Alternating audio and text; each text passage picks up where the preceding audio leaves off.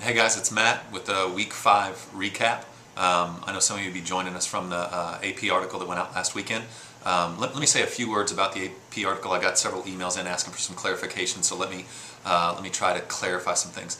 I do not believe that God is the author of evil, of disease, of sickness. I do not believe He is the active agent in those things. But here's what I would ask you to consider, and these things are a warm blanket to my soul.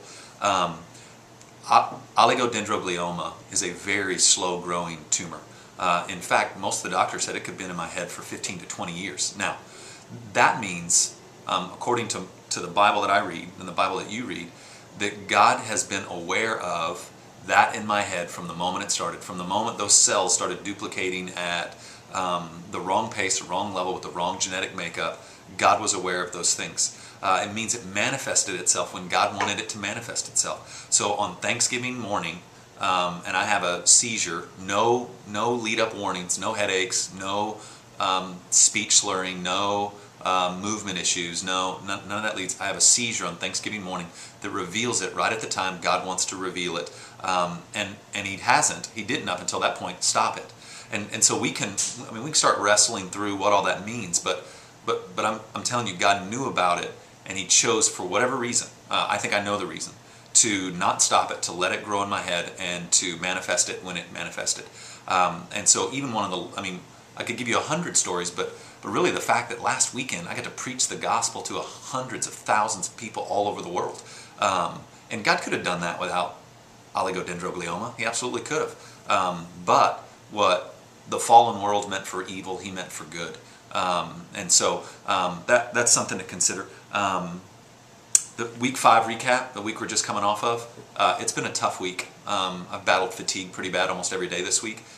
It's a different animal, man. I've always been able to just kind of push through things and fight through things. And this is like having a really bad flu that just won't go away. Doesn't matter how much you nap, doesn't matter how much you...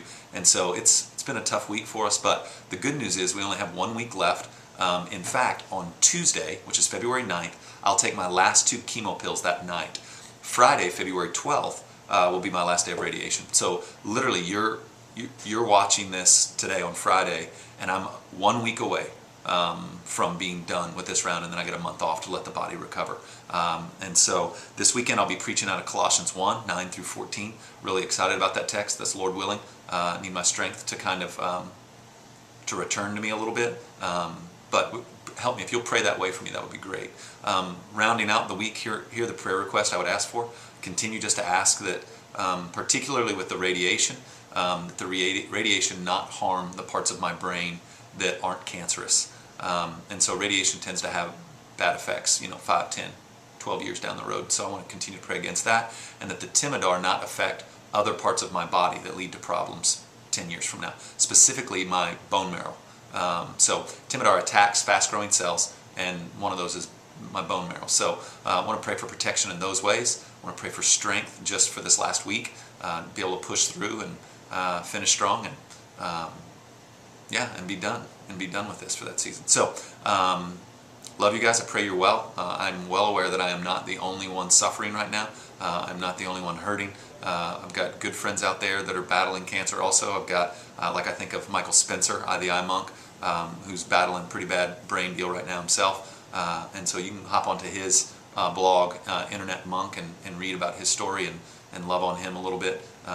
So in the McRae's, on and on I could go. So I'm well aware that I'm not the only one hurting, well aware that I'm not the only one battling right now. And so, I love you guys. We'll see you this weekend, and Lord willing.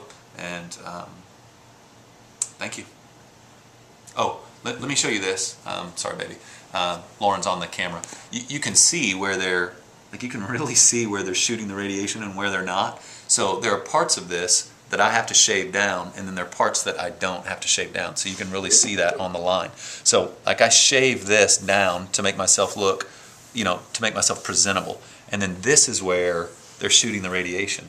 So it looks goofy as all get out, and growing it back in is going to be, and you can see some little marks back there. This is where they burned me in surgery with the intraoperative MRI. And then this hole right here is where they, what was it called, Boo? Halo. They put me in the halo. I want to sing the Beyonce song so bad right now, but I won't. So they drilled right here, and then fastened me in like that. So, yeah. Anyway, I just thought that's weird, so I thought I'd show it to you and share that with you. Anyway, love you guys.